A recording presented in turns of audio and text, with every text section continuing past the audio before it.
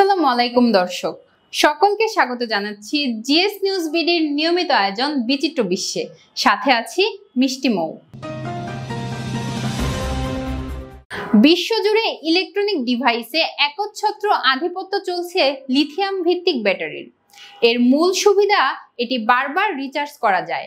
Mobile phone, laptop, electric গাড়ি সহ অনেক ডিভাইসেই রয়েছে এই ব্যয়বহুল প্রযুক্তির ব্যবহার। তবে এবার দারুণ এক বিকল্প উদ্ভাবিত হয়েছে দামি এই পণ্যটির। সম্প্রতি নতুন এক সোডিয়াম ভিত্তিক ব্যাটারি উদ্ভাবন করতে সক্ষম হয়েছেন ভারতের একদল বিজ্ঞানী, যা খুবই দ্রুত রিচার্জ করা যায়। ন্যাসিকন টাইপের ক্যাথোড ও অ্যানোড উপাদানের উপর ভিত্তি করে নির্মিত এই ব্যাটারি মাত্র 6 মিনিটে 80% পর্যন্ত চার্জ করতে পারে। এ ধরনের একটি ব্যাটারি ব্যবহার করে একটি ডিভাইস কমপক্ষে 3000 বার চার্জ দেওয়া সম্ভব।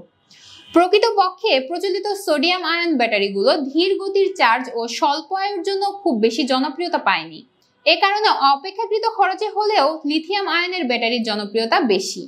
তবে নতুন এই ব্যাটারি এদিক দিয়ে অনেকটাই উন্নত। রসায়ন এবং ন্যানো প্রযুক্তির সমন্বয়ে এই ব্যাটারি তৈরিতে নেতৃত্ব দিয়েছেন ভারতের Jawaharlal Nehru centre for advance scientific রিসার্চের বিজ্ঞানীরা।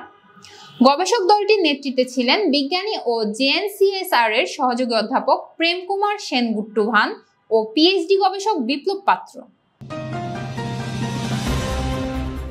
বিশ্বের সবচেয়ে বিখ্যাত এবং প্রাচীনতম কার্নিভালগুলির একটি ভেনিসের কার্নিভাল। প্রতি বছর লাখ লাখ মানুষ এই সময়টায় ভেনিসে যান। স্থানীয়রা বিষয়টি কিভাবে দেখেন, তারা ওই সময় কি করেন? প্রতি বছর লাখ লাখ মানুষ ভেনিসে ঘুরতে যান। কার্নিভালের সময়ও অনেক মানুষের সেখানে যাওয়ার সম্ভাবনা থাকে। তবে তখন ভেনিসে চলাফেরা স্বাভাবিক সময়ের চেয়ে আরো বেশি চ্যালেঞ্জিং হতে পারে।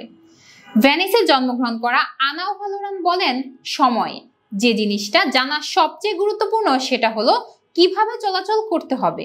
জনাকীর্ণ স্থান এড়াতে আমি সাধারণত যা করি তা হলো পিছনের রাস্তাগুলি নেওয়া, যেখানে ভিড় অনেক কম থাকে। ভেনিসের কার্নিভাল বিশ্বের সবচেয়ে বিখ্যাত এবং প্রাচীনতম কার্নিভালগুলির একটি। একাদশ শতকে এটি শুরু হলেও 18 শতকের আগে এটি জনপ্রিয় হয়ে ওঠেনি। ঐতিহাসিকভাবে এটি সমাজের বিভিন্ন শ্রেণীর মানুষের একত্রিত হওয়ার একটি উপায় ছিল। বাবা মা হারা এক অসহায় ও দরিদ্র নারী। এক ভাই আছে ঠিকই, কিন্তু রোজগার কিছু করেন না। বিয়ে করে জীবনটাকে সাজাতে চান নতুন করে, কিন্তু সেখানেও বাধা আর্থিক টানাপোড়েনে। এভাবেই নিজের জীবনের করুণ গল্প শুনিয়ে মন গলাতেন যুবকদের।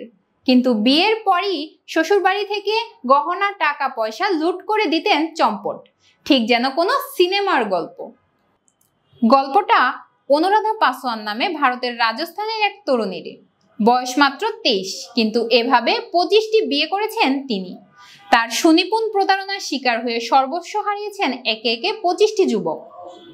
অবশেষে গত 18 মে গ্রেপ্তার হয়েছেন এই তরুণী। দ্য ইন্ডিয়ান এক্সপ্রেসের এক প্রতিবেদনে উঠে এসেছে এ চাঞ্চল্যকর তথ্য। পুলিশ জানিয়েছে অনুরাধা একা নন, তার সঙ্গে জড়িত আছে পুরো একটা চক্র। অনুরাধা সেই চক্রেরই হোতা। এখনো পর্যন্ত তিনি 25 জনকে এইভাবেই লুট করেছেন। তবে একই শহর বা জায়গায় প্রতারণার ছক কষতেন না অনুরাধা ও তার গ্যাং। নতুন শহর, নতুন নাম, পরিচয়ে বাড়ি ভাড়া করে থাকতেন অনুরাধা। তারপর গরিব কোণের অভিনয় চালিয়ে যেতেন। এভাবে ওই এলাকারই কোনো না কোনো যুবককে ফাঁসাতেন প্রতারণার জালে। দর্শক, এই ছিল আমাদের আজকের বিচিত্র বিশ্বে। জিএস নিউজ বিডির সাথে থাকার জন্য সকলকে ধন্যবাদ। আল্লাহ হাফেজ।